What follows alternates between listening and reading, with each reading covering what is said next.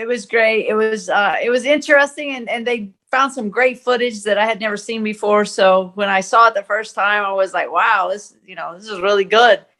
They put a lot of work in to get some authentic new stuff, not that everybody's already seen. Yeah, it was all positive. I'm very proud of it. Hi everyone, I'm Sasha from Women's Fight News, and I'm joined by boxer legend and Hall of Famer Christy Martin. Christy, how are you doing? I'm well. How are you? Yes, I'm good. Thank you. I'm good. I want to start by saying congratulations on your Netflix documentary. Thought it was amazing. Thank you so much. And it was, I think it's very good. And I think that Laura Brownson did a great job putting all the pieces together, but hopefully it just reaches a lot of people, and it shows that, the domestic violence, that you can overcome it, the sexuality part, that you just have to be strong. And to me, it's the underdog story. I'm a coal miner's daughter from small town in Southern West Virginia, and really made it to the top of the boxing world. Yeah, I mean, because I already knew your story, but I just thought the way it was all put together, it just made it so authentic. And the way it had obviously yourself, and even your ex-husband was on it, parents, ex-competitors, the whole thing was just brilliant. It was great. It was interesting, and they found some great footage that I had never seen before. So when I saw it the first time, I was like, wow, this is really good. They put a lot of work in to get some authentic new stuff, not that everybody's already seen. Yeah, it was all positive. I'm very proud of it. Yes, you should be. So have you watched it back then? I watched it a couple weeks before it was released with the producer, and then the next day I watched it, and I want to watch it again. I've been very, very busy, and hopefully maybe tonight or tomorrow I'm going to look at it again. Yeah, no, you should. And if anyone hasn't watched it, I really do recommend it, because I've watched it a couple of times now, and I just love it. And like I say, your story is, say you were the underdog, you've come through, but you've also battled some really difficult things in your personal life as well. For sure. I mean, everybody has a story, and that's one of the things that I really started to realize after being shot and stabbed, and you go on to the world, and everybody has a story. So hopefully this hearing my story, and that I'm still willing to fight, will help other people get a little more pep in their step, a little more fight in their heart, and go out there and stand for themselves. That's what happens. We start getting beat down, we get beat down, and we just give up, and we let other people kind of control what we do, what we say, where we go. We just can't do that, and if we're going down that path, I want people to turn around. Don't go so far down that rabbit hole you can't get out. Turn around now and get to the light. Yeah, because that was what was so inspiring, that after that horrendous attack, that you didn't give up on yourself, and you carried on, and obviously went back to boxing, and you've just continued, with your life, but you've made a positive out of such a horrendous negative experience. From the beginning, as soon as I woke up in the hospital, I said, God left me here for a reason. And I 100% believe that reason is to share my story and talk about domestic violence, just to make more people aware that domestic violence isn't all about the bruises. Once it gets to that point, we really, really have to step in and give people help. But usually, I'm going to say a lot of times, I think it starts out with the mental beatdown, emotional, the control, the isolation, taking the phone, and those kind of things. And then it ends up, progresses to the physical. So if we just need to be more aware of all the different forms of domestic violence, and put a stop to it immediately, not wait for it to get to that physical part. Yeah, no, definitely. And you do work, don't you? Do you have a Christy's Champs that does work helping people? Absolutely. Christy's Champs, we do a lot of stuff, and I get to marry my two passions, boxing and domestic violence awareness. And we use boxing to raise money for domestic violence shelters that are close to whatever city we're promoting boxing in. We team up with a domestic violence shelter, whether it be in Florida or the Carolinas, wherever we are, we team up with the domestic violence shelter and try to help raise money just to make it somebody, so people don't understand, they think, oh, well, all I have is $5. Well, you know what? Sometimes it's that $5 is all that this person needs just to get to that next day. And it doesn't matter how big or how small the donation can be, or even your time is probably more or as important as the money. Yeah, definitely.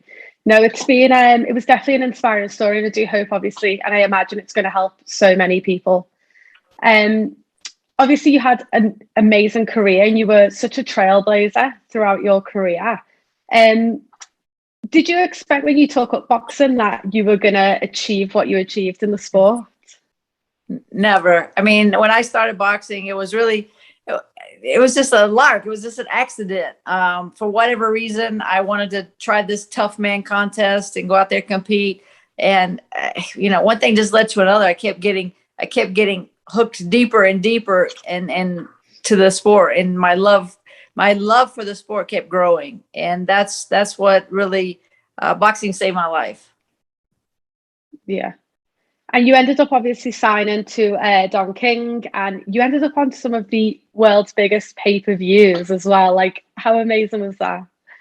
This is crazy. I mean, when I tell people that I'm from a town of 500 people, it's hard for most people to realize that. No, when I say I'm from a town of 500 people, I'm really from a town of 500 people. When I was growing up, I knew everybody that lived in my little town, and of course, everybody knew everyone. So that's most people's block. That's how big my little town is. So to get to the point in boxing where I fought at Madison Square Garden in New York, the mecca of boxing. I fought in Las Vegas. I traveled around the world on someone else's dime because of boxing. So, boxing, as I said, boxing saved my life, but boxing was very good to me. Yeah. Was it hard to adjust going from such a small town to becoming you were known worldwide, you were one of the biggest stars in boxing? Like, was that hard for you? It's a little crazy because I truly am shy. So, Don King would get out there, Christy, tell him you're going to knock him out. And I would just take a deep breath and okay, I got to do it. So, I would go out there and talk crap and talk smack and just try to get excitement for my fight. But then once I got into the ring, I was comfortable. I loved it. I loved my job. But yes, absolutely. It was crazy to be from just such a small town and then walking down the streets of New York City where there's millions of people. Yeah, yes, it was a big adjustment. I can imagine it being overwhelming as well with all them people, but also all them people supporting you as well. I think you were taken very well. I think considering at that point there weren't many women boxers, especially at the magnitude you were at, and I think everyone just loved you from the second that everyone knew who you were. Oh, on the outside maybe it looked like that, but it wasn't. It was still a struggle. Even after signing with Don King, there were lots of the fighters themselves, the male fighters, they were pretty cool and supportive, but like their managers and their team, they were hard. They were tough on me. They felt like Don King was giving me an opportunity that they should be giving their fighter.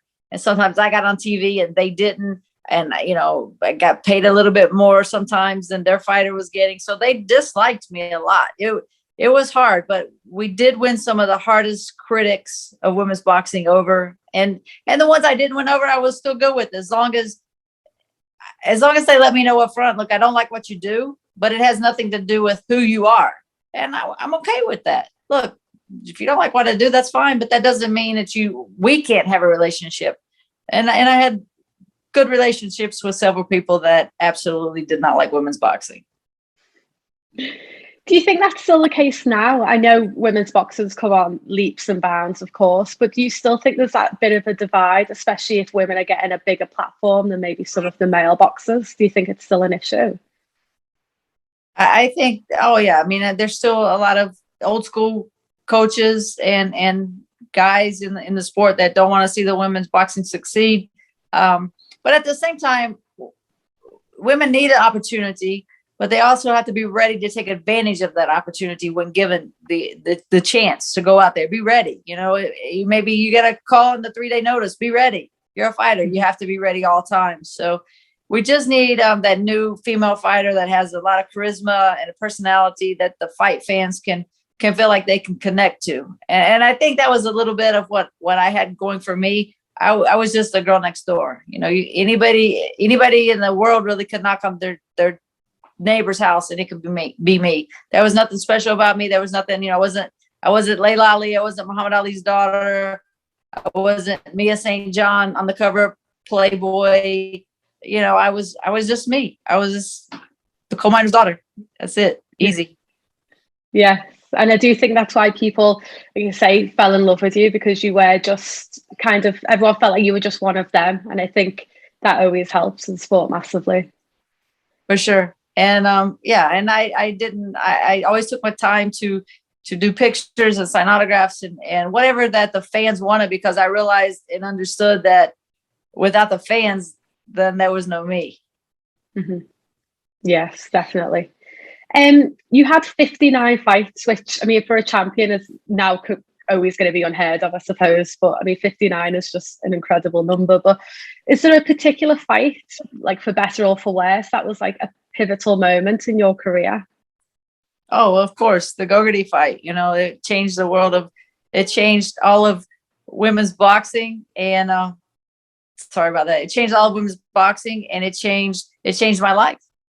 But everybody, not everybody, but so many people tuned in to see Mike Tyson, and they got Martin Gogarty, and at first we're not happy, but then as the fight progressed, it was wow, these women can fight. Not they can fight, and they will fight. They are fighting. So we got a lot of support from that point on. Yeah, and that was a great fight, and like you say, everyone was tuning in for the Tyson fight, and but what a platform to be on as well. And did you feel any pressure going into that, knowing that you were on this platform, that you thought, I'm going to have to perform, like it's going to have to be a good fight? Of course, but I put pressure on myself every time I went out. And then after I signed with Don King, I felt like I had to bring action from bell to bell, because everybody, I felt like all the eyes were on me, because what is Don King doing, giving this woman a chance? So I had his name on my shoulders as well as my own. Yeah. And when we look back, I mean, pay is always kind of an issue in women's boxing. That's what everyone talks about at the minute. But would you say when you were fighting, especially obviously in the 90s, you fought all through the 90s, would you say that you felt like you were treated quite equal compared to, the others in the sport? I felt like that Don King paid me well. And I think what people get confused about, now I'm on the promotion side of it. So what fighters don't understand, if you don't sell tickets and you don't put butts in the seats and you don't bring dollars through the door, then I need to find somebody that can. And that's just business. And boxing is a sport, but it is also a business. I mean, it's the same thing with the NFL players. If they're the guy that sells the stadium out, they're going to get the biggest contract, as well as their ability. But it takes both. You have to be able to fight, and you have to be able to market yourself as well. Yeah, definitely. And obviously your last fight was in 2012, which really, when you look at it, wasn't that long ago. So what was the reason for having a very long career span? Well, I went through my career trying to get 50 wins, and I fought just 6 months after being shot and stabbed, and was 50 seconds away from my 50th win. And the doctor decided that he was going to stop the fight for a broken hand that had been broken for 4 rounds. So I was just so heartbroken and disappointed. And of course I had to go to surgery. They fix my hand. During surgery, I had a stroke, and I didn't tell anybody. Other than, of course, the doctors that were in the hospital and the people that were the very, very closest people to me, are all that knew that I had the stroke. And I lied basically to the California Boxing Commission and fought again, and fought Mia St. John, thinking that it didn't matter. My worst day, on her best day, she wasn't going to beat me. But I had gone through the trial with Jim right before the fight. I had the stroke and really hadn't recovered. So I lost. And and that showed me at the minute that I lost that fight, I took the microphone and retired.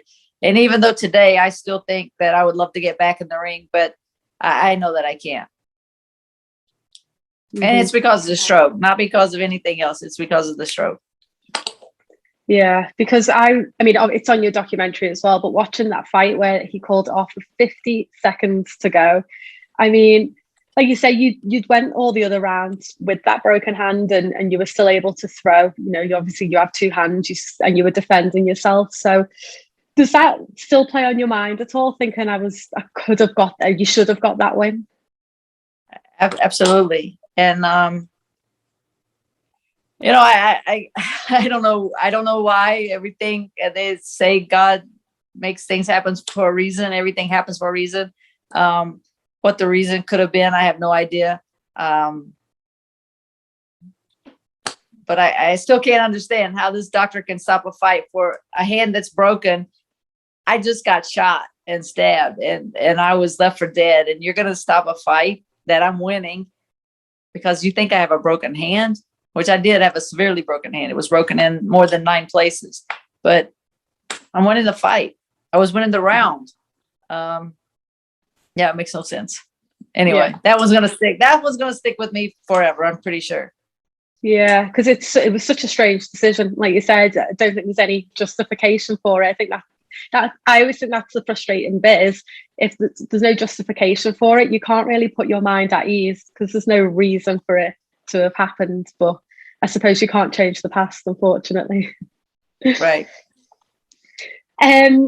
So obviously you said that you're also a promoter now, so you have Christy Martin Promotions. So what does that include, and like what shows have you got coming up? I think we have about 25 professional events under our belt now. And the next one coming up is November 20th in Myrtle Beach, South Carolina. Christy Martin Promotions has signed 3 young lions, you know, that really want to become champions and are hungry and want to fight anybody. Anthony Sevilla, 130 pounder, Tony Aguilar, 130 pounder, and Victorino Gonzalez, who is 126 pounds. So we have those little guys, and they're you know, they're progressing well and making noise in the local area. But hopefully sometime next year, 2022, they'll take that big step out and make some noise on the at least in the States. Yes, amazing. And do you have any like future plans with whether it's yourself in boxing promotion, or are you just carrying on doing what you're doing now? We're going to continue doing the boxing promotions and see how it goes. We'll give it a little bit longer to hopefully get to that next level. And we're working hard with Christy's Champs. I go around the country and speak at different domestic violence events, jails, high schools, boxing gyms, wherever there's an event that domestic violence awareness can be brought to the forefront, I'm all in. So yeah, we have a lot of things going, a lot of moving parts, and trying to stay busy. So keep out there, and the documentary has helped. We have a book coming out June of next year. Ron Borges is the writer, and it'll be released at the International Boxing Hall of Fame induction, which I was inducted in 2020, but we haven't been able to have a ceremony. So hopefully keep my fingers crossed that we actually get to have the ceremony this year, and the book will be released at the same time. Oh, that's really exciting. Really, really exciting. Like say, yeah, it's a shame we missed out on so much last year because of COVID. So such a shame. For sure. Last question. So you said obviously because you had a stroke, you wouldn't get back in the ring. Apart from that, and obviously we've seen like ex-fighters getting back in, like Mike Tyson. What's your take on it? Do you agree with it? Because I know it's can be controversial. Is it something that you enjoy to see, or you're not too fussed on?